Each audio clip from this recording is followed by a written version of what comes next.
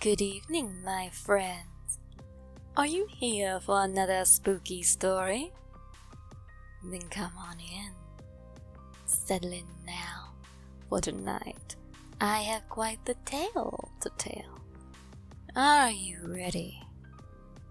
Good. Then let us begin. Ants. How these tiny creatures seem able to find the one crack in the wall to get into your house, I will never know. They seem to have the most dogged determination of any creature on the planet, and will do whatever it takes to make their way into your home to find food. But you know what isn't amazing? An ant infestation. So let's have some good old-fashioned insect horror tonight. Now gather round and listen well to Six-Legged Nightmare. When I moved to the Midwest, the first thing I noticed was that it wasn't like the backwoods where I came from.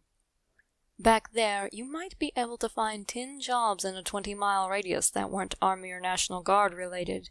And good luck at getting on at least half of those if you didn't know somebody or have a medical degree.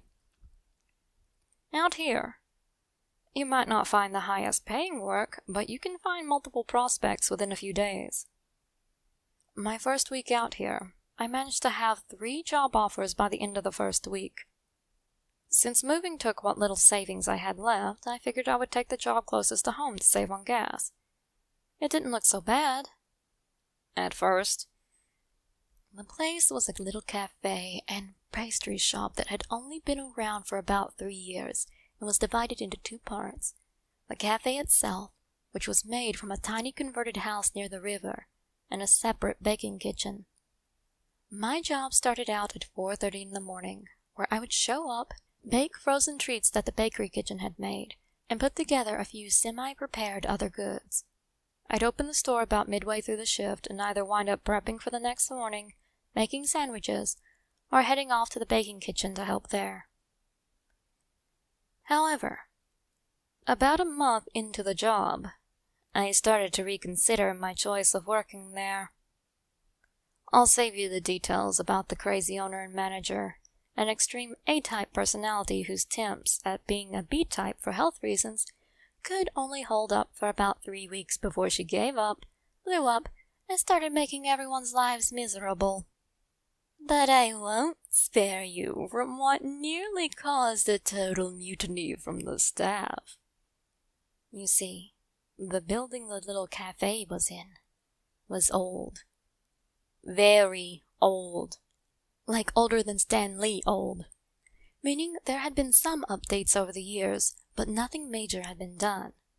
The cellar itself was literally just a hole in the ground that the house sat on top of, with barely any retaining wall whatsoever. Which would not have been a bad thing if the owner and manager had any experience in food service. I take that back. The owner had been a caterer for a couple of years, but apparently her common sense when it came to food safety regulations got yeeted out the freaking window when it came to her pocketbook. You see, there were 2 different forms of service at this place. At the main kitchen, where the pastry chef ruled the roost, the place was spotless. The whole kitchen was tidy from top to bottom. Every piece of machinery was meticulously cleaned, and the place freaking shined. You know, the way a good kitchen should look when you're done with it. Not at the cafe kitchen. The manager didn't like cleaning. She, like the owner, liked showing their face and schmoozing with the customers a bit. But forget them picking up a rag or broom to do some deep cleaning. Which is why, despite the rest of our attempts, ants got inside. Now yes, I know, ants can get in any place despite how clean it is. Somebody can bring one in on their shoe or something. But the moment you see them, stuff needs to be cleaned so they lose their pheromone trail and their little bodies can't find their way back inside. Which is what I told the manager. Well, the manager told me she would talk to the boss, but that she doubted the owner would do anything since it wasn't a financial emergency. My other coworkers said much the same, only not so politely. Instead of calling in Ecolab like they should have, the manager just hands me a bucket with some Dawn dishwashing liquid in it and a rag and said, "Oh, just wash what you can see." Like, no lady, we need to take things off the shelves and clean under them and make sure that everything is properly sealed up. But no, it didn't matter that we would see an ant or two on the kitchen walls of the morning. Nothing was going to make the owner shell out anything to keep her business sanitary. So, I kept nagging at the manager, telling her we needed to do something because the ants were slowly getting worse. She finally caved in and sent me to get some ant traps from the grocery store. Not exactly regulation, but at this point I was tired of smashing ants. So I did what was asked. I figured that, since we would be out of the building over Memorial Day weekend, the traps would have time to kill everything out. Guess who forgot to put the traps down? I came in the next business day to not 1, but 3 ant trails. One was actually even coming in the front door into the cafe area near where the pastry counter was, and was walking back into the kitchen from across the room. To say everyone, but the manager and owner apparently, were freaked out was saying something. But did that merit a call to the exterminator? Nope.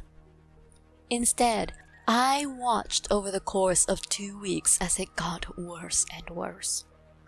The manager finally caved in and let me and another staff member pull things from the shelves to clean them. But by then, we had to throw out a lot of stuff because ants had found their way into anything that wasn't airtight. Anytime I reached for something, I would come away with ants crawling up my fingers. And it got so much worse. It got to the point that I had to spend half an hour scrubbing everything in the morning to try to kill the ants, then rush around, scooping up bowls and pie shells and ingredients to move them out of the way when ants started pouring out of the woodwork again. The manager would yell at me in the mornings about making sure the ants didn't get into the food, and would yell even louder when I threw things out because ants got into them. I stuck my hand into an oven mitt one morning to feel something tickling my flesh, only to pull my hand out to witness an absolutely horrific scene. Ants so thickly infested in one single mitt that it looked like I had stuck my hand inside of an anthill. Literally, there were so many ants on my hand that I could see more of these tiny black and brown dots than my own skin. I flung the now unsanitary mitt across the room and practically scalded my hand in the nearest sink to get them off. That's when I heard a scream. Shucking off ants in hot water, I ran, arm dripping, into the cafe area for one of the baristas was having a complete and total meltdown. She had scratched her head, thinking it was just itchy skin, only to have her hand come away with tiny, 6-legged bodies wriggling beneath her nails. She almost quit on the spot, and I didn't blame her. I started looking for another job too, when I had to put up with ants falling from the ceiling in the kitchen.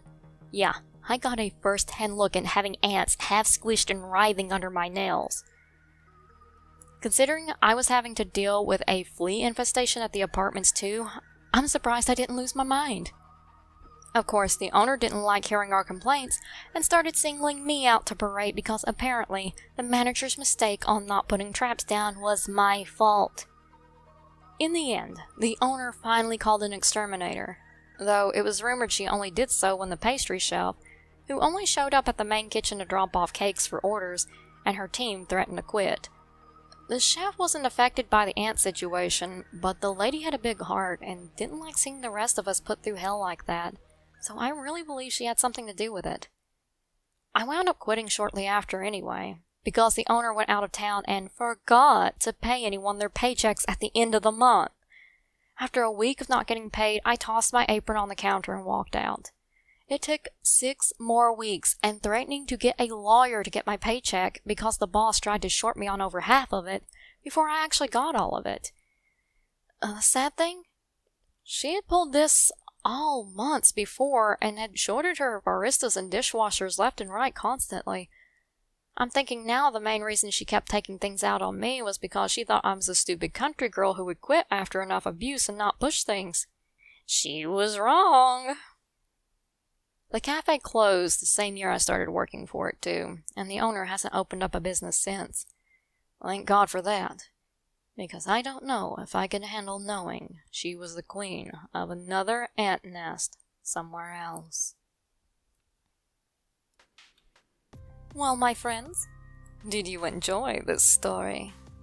I bet you'll be wondering what that little crunch is the next time you bite into your food. Don't worry, the ants are just extra protein, so pass the mustard and help yourself. That tickle on the way down is just a perk. If you enjoyed this story, be sure to like, share, and subscribe. Hit the notification bell too, so you can catch your latest spooky fix the moment it comes out. And check out my Patreon page at patreon.com/Phantasmal Poppy. I'm going to release extra videos on there for patrons, and I'll release a special video on here once I have 10 patrons. Good night, and see you all real soon.